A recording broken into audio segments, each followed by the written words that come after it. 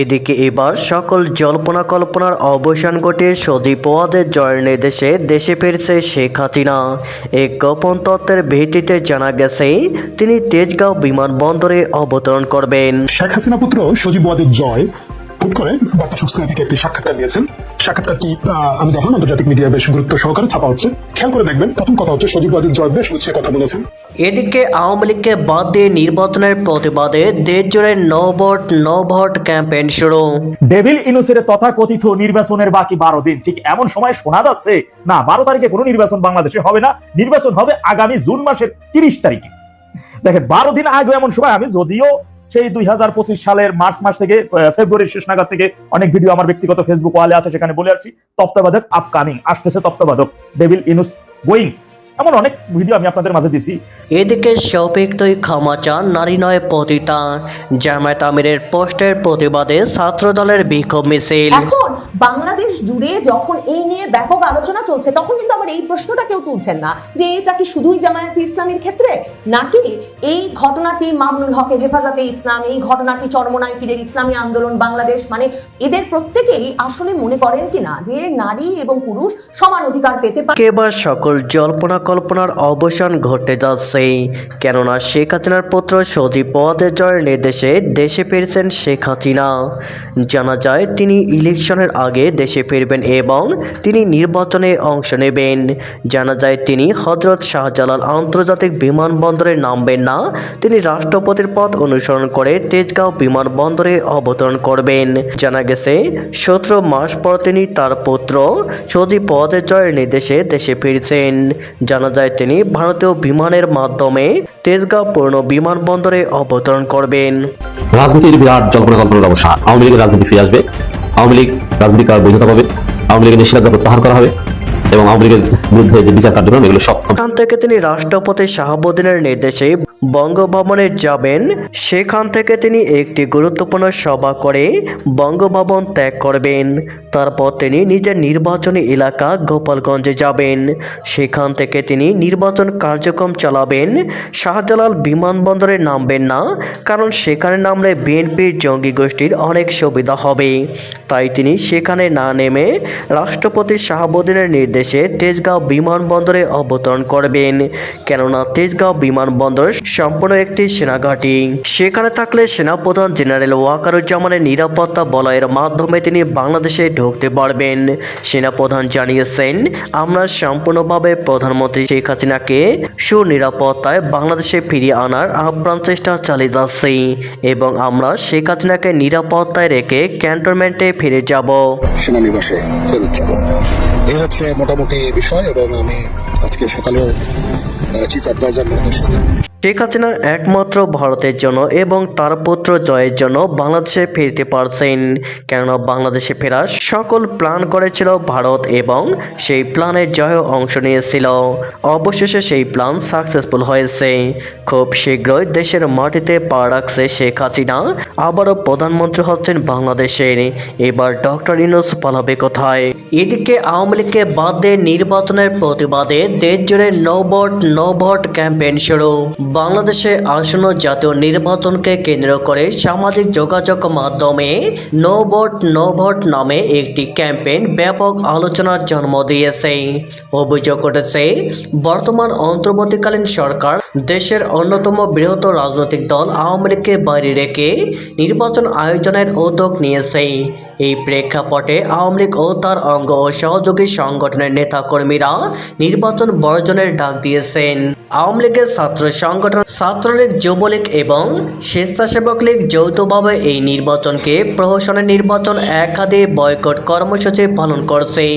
কর্মসূচির অংশ হিসাবে বিভিন্ন এলাকায় পোস্টারিং, দেয়াল লিখন এবং লিফলেট বিতরণ করা হচ্ছে বলে জানা গেছে।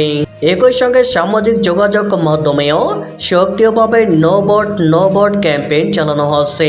ফেসবুক সহ বিভিন্ন প্ল্যাটফর্মে নৌকা প্রতীক ছাড়া নির্বাচন প্রত্যাখ্যানের আহ্বান জানিয়ে পোস্ট, স্ট্যাটাস ও মন্তব্য ছড়িয়ে পড়েছে।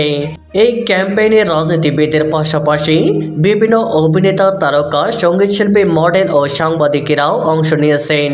তাদের অনেকেই ব্যক্তিগত সামাজিক যোগাযোগ মাধ্যমের অ্যাকাউন্টে নো ভোট হ্যাশট্যাগ ব্যবহার করে নিজেদের অবস্থান তুলে ধরেছেন, যা ক্যাম্পেইনটিকে আরও বেশি আলোচিত করে তুলেছে।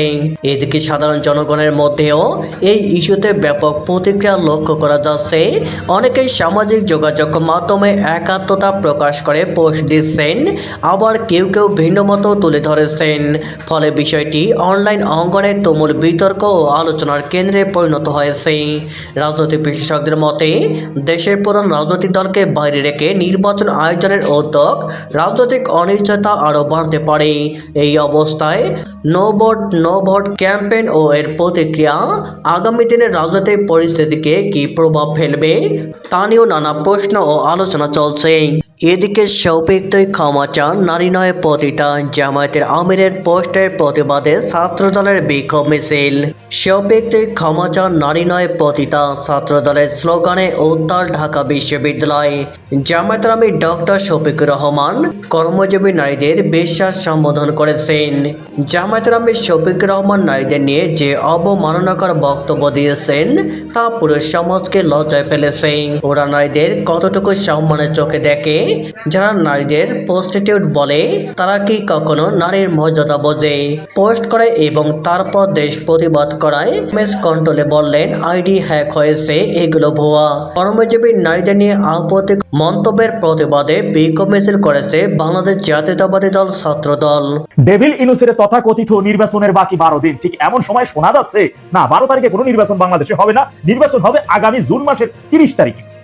দেখেন 12 দিন আগে এমন সময়, আমি যদিও সেই 2025 সালের মার্চ মাস থেকে ফেব্রুয়ারির শেষ নাগাদ থেকে অনেক ভিডিও আমার ব্যক্তিগত ফেসবুক ওয়ালে আছে, সেখানে বলে আসছি তত্ত্বাবধায়ক আপকামিং আসতেছে, তত্ত্বাবধায়ক ডেভিল ইনুস গোয়িং, এমন অনেক ভিডিও আমি আপনাদের মাঝে দিয়েছি।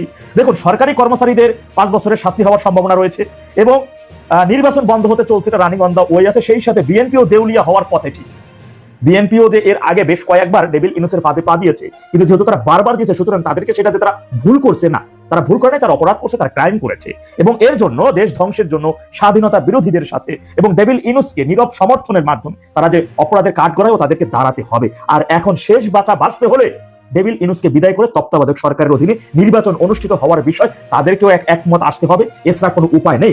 সংবিধান অনুযায়ী ডেভিল ইনুস সম্পূর্ণভাবে অবৈধ।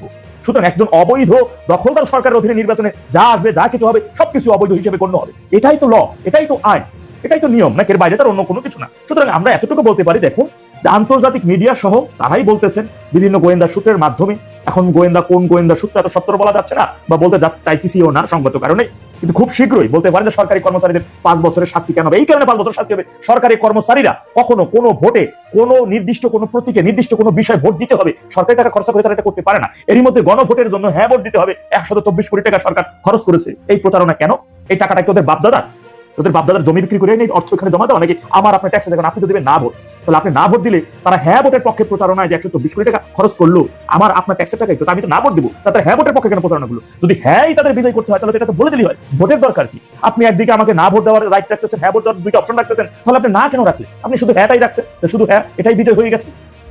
এই কারণে সরকারি কর্মচারীদের দেখেছেন ইসি মানে বর্তমান নির্বাচন কমিশন এবং সরকার একটা মুখোমুখি। সরকার বলতেছে হ্যাঁ ভোটের পক্ষে প্রচারণা চালাইতে হবে, আর ইসি বলতেছে হ্যাঁ ভোটের পক্ষে কোনো প্রচারণা চালানো যাবে না। এটাই আইন, এটাই সংবিধান, আপনাকে অবশ্যই আইনকে মানতে হবে। গায়ে জোরে অনেক কিছু হয়েছে জানেন। ডেভিল ইনুস 72-এর সংবিধানের উপর ভিত্তি কইরা তিনি রাষ্ট্রপতির কাছে শপথ নিয়েছেন এবং 72 সেই সংবিধানকে আমাদের পবিত্র সংবিধানের সমুন্নত রাখবেন এমনটা তিনি ওয়াদা করেছেন। রাষ্ট্রপতির বাসভবন থেকে ওয়াদা করে এসে বাইরে বের হইয়া অফিসের চেয়ারে বইয়েই বলে সংবিধান, আমি এই সংবিধান মানি না, সুরে ফেলা দিতেছেন। অথচ আপনি এই সংবিধানের উপর ভিত্তি করে আপনি চেয়ারে বসছেন, এই সংবিধানের উপর ভিত্তি করে এখানে বসেই আপনি বলতেছেন এটা আমি মানি না ফেলাই। এবং তার জন্য যা কিছু পর্যন্ত একটা আইন মেনে আজ পর্যন্ত ডেভিল ইনুসের এই 17 মাসে দেখেন তো আইন মেনে শেখ হাসিনা 2 লক্ষ কোটি টাকা ঋণ রেখে গেছিল, বিনিময়ে আমরা অভূতপূর্ব উন্নয়ন পাইছি। আর 2 বছরের ব্যবধানে 24 লক্ষ কোটি টাকা, 22 লক্ষ কোটি টাকা ঋণ করছেন বৈদেশিক ঋণ। মানে এর বিনিময়ে কি হয়েছে? কতগুলো ফকিন্নি কোটিপতি হয়েছে। ডেভিল ইনুস যেদিনই ক্ষমতায় বসার আগে নিজের নামে থাকা 660 কোটি টাকা ট্যাক্স তিনি মওকুফ করে নিলেন, সেদিন থেকেই বাংলার জনগণ যারা সচেতন জনগণ তারা বুঝতে পারছে যে না রে, আমরা একজন ডেভিলকে নিয়ে এসেছি, আমরা ডেভিলের পালাই করছি। এটাই তো সত্যি কথা। আস্তে আস্তে সেই ডেভিলের মুখোশ যাকে সবার আগে তাকে চিনতে পারছিলেন সে শেখের বেটি, এছাড়া থেকে তাকে কেউ চিনতে পারেন নাই। আপনারা যারা আছেন তৃণমূলের কর্মীরা, আওয়ামী লীগের নেতা কর্মীরা, যারা যেখানে যে অবস্থাতে আছেন, মনে রাখবেন নেত্রী কিন্তু শুধু শুধু বলে নাই সর্বোচ্চভাবে প্রস্তুতি নিয়ে রাখার জন্য। কেননা নির্বাচন 30শে জুন হলে আওয়ামী লীগ সহ সকল দলের অংশগ্রহণের নির্বাচন। মনে রাখবেন স্বাধীনতা বিরোধী ওই চক্রটি, জুলাই জঙ্গির ওই চক্রটি, তারা অনেকেই এর মধ্যে পালিয়ে যেতে পারেন, যেহেতু তারা বৈদেশিক নাগরিকত্ব নিয়েছেন। নাহিদ সবেরা অনেকেই বিদেশি নাগরিকত্ব 4,400-500 কোটি টাকা খরচ করে তারা নাগরিকত্ব নিয়ে হয়তো অনেকে ভাইকে যাবে, কিন্তু ভাইকে যাতে যেমন না যেতে পারে। আর নির্বাচন শেষে যত সময় পর্যন্ত দল ক্ষমতায় না আসবে তত সময় পর্যন্ত এমন কিছু করা যাবে না যে দল এবং সংগঠন সম্পর্কে কোনো নেগেটিভ মেসেজ জনগণের কাছে যায়। মনে রাখবেন আওয়ামী লীগ গণমানুষের দল, আওয়ামী লীগ দেশের পাহারাদার। সুতরাং দেশের পাহারাদারকে আগে সঠিক জায়গায় স্থান তৈরি করে দিতে হবে, সিকিউরিটি গার্ডকে তার জায়গা বুঝে দিতে হবে, এরপরে সিকিউরিটি গার্ড আইন অনুযায়ী ব্যবস্থা নেবে পরবর্তী সময়। এর আগে অতি উৎসাহী হয়ে এমন কিছু করা যাবে না, জনগণের ক্ষতি হয় এমন তো কোনো কিছু করা যাবেই। সেই জায়গাটি অবশ্যই ধরে রাখতে হবে। নিজেদের মধ্যে সুসংগঠিত যোগাযোগ বৃদ্ধি বেশি রকমের করতে হবে। বাইরে আমার 7 কোটি মানুষকে নির্বাচনের বাইরে বা ভোটের বাইরে রেখে নির্বাচন করবেন, ভোট করবেন, 7 কোটি মানুষ কি আঙ্গুল চুষবো? বাংলাদেশ জামায়াতে ইসলামীর আমির ডাক্তার শফিকুর রহমান তাদের দলের যে নীতি নারী প্রসঙ্গে, সে প্রসঙ্গে বিদেশি সাংবাদিকের সঙ্গে আল জাজিরা চ্যানেলে কথা বলে এবং তারপর তার এক্স হ্যান্ডেল, যাকে আগে টুইটার বলা হতো, সেই এক্স হ্যান্ডেল থেকে একটা স্ট্যাটাস প্রায় 9 ঘন্টা তার অ্যাকাউন্টে থাকার পর এখন মহা বিপদে পড়েছে।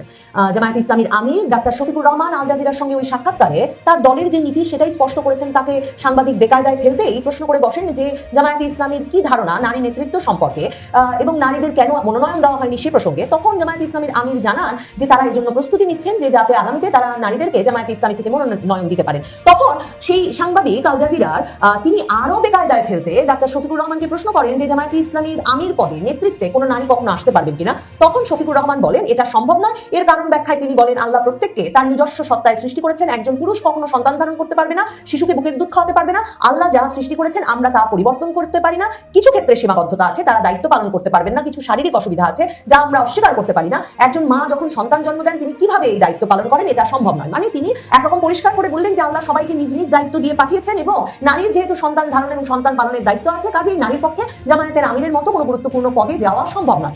এই কথার পর নতুন করে আবারও এটা ব্যাপকভাবে বাংলাদেশের বিভিন্ন সংবাদপত্রেও শিরোনাম হয়। এটা নিয়ে যখন আলোচনা চলছে, যদিও জামায়াতে ইসলামীর রাজনীতিতে এটা কোনো নতুন বিষয় নয়। এমন নয় যে জামায়াতে ইসলামী সহ ধর্মভিত্তিক দলগুলো নারীর সমানাধিকারের বিষয়ে তারা দৃঢ় প্রতিজ্ঞ বা নারীর সমানাধিকারে তারা বিশ্বাস করে। ধর্মে যা বিধান আছে তার বাইরে তারা নারীকে নানা রকম অধিকার দিতে, যেটা ধর্মনিরপেক্ষ রাষ্ট্র ব্যবস্থায় যে কথা বিশ্বাস করা হয়। যেমন আমাদের 72-এর সংবিধান কি বলেছে? 72-এর সংবিধান বলেছে বাংলাদেশের সকল নাগরিক ধর্ম, বর্ণ, লিঙ্গ, জন্মস্থান নির্বিশেষে সমান অধিকার পাবে। তো এমন কোন প্রতিজ্ঞা জামায়াতে ইসলামী কেন ধর্মভিত্তিক কোন রাজনৈতিক দলের গঠনতন্ত্রে বা তাদের প্রতিশ্রুতিতে নাই। কিন্তু হঠাৎ করে নির্বাচনের আগে মনে হলো আল জাজিরার এই সাক্ষাৎকার দেখে সবাই সেটা জেনে একরকম চমকে উঠলেন এবং ব্যাপক আলোচনা শুরু হলো টকশোতে, সংবাদ মাধ্যমগুলো আল জাজিরার সাক্ষাৎকারের ওই অংশটি দিয়ে শিরোনাম করতে থাকলো, কলাম ছাপাতে থাকলো।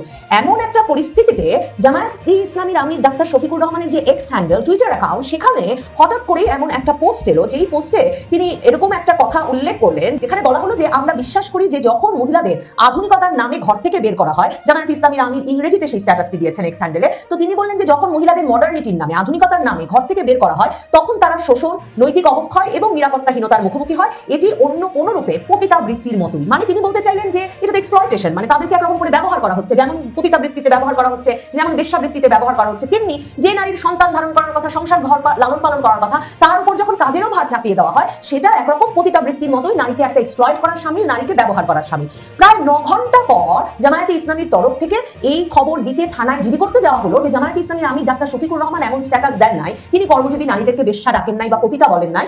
এই পুরো বিষয়টি আসলে একটা হ্যাকিং এর মাধ্যমে, গভীর ষড়যন্ত্রের মাধ্যমে সংগঠন করা হয়েছে।